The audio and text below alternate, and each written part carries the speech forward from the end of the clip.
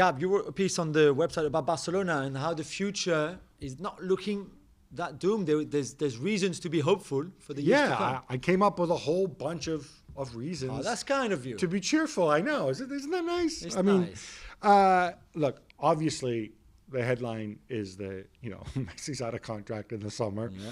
And they have $1.2 billion of debt, a lot of short-term debt.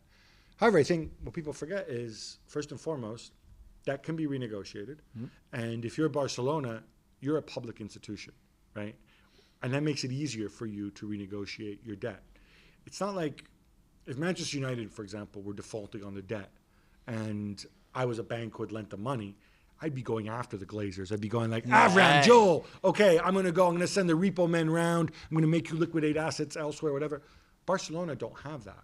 Nobody wants to go be seen as the bad guy who goes after Barcelona, right? Yeah. So I think even that issue with the debt is manageable. Yeah. Secondly, part of the situation that there's such a bad, part of the reason there's such a bad spot is obviously the Camp Nou has been closed. Well, it's the biggest club stadium in Europe. There's nobody going there. So obviously you get more of a downside because your revenue there goes down to zero. Mm. But when it reopens, it should offer a boost very, very quickly. Yeah. Same goes to the Barcelona Museum, which incredibly is the third most visited museum in Spain. They are on the hook for a bunch of bad contracts, and some of these guys like Coutinho, they're obviously but we said there's also a lot of talent there for the years to come. Well, that is the biggest thing. On the pitch, football-wise, you've got you have a bunch of guys who I think are already legitimate world class, right? Marc-André ter Stegen in goal, Frenkie de Jong, Pedri, who's just got his call up to the Spanish national team.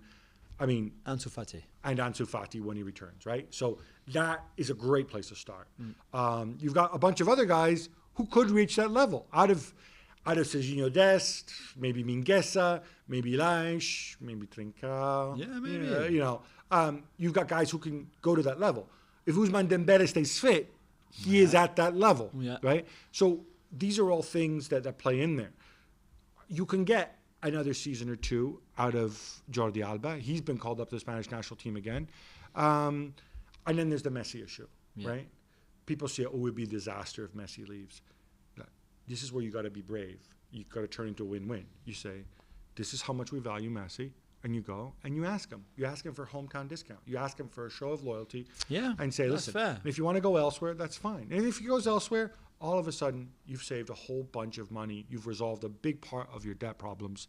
Barcelona have been around for a long time. They'll still be around. They'll be there without when Messi's not there. But a lot's going to depend. Will Laporta make the right decisions?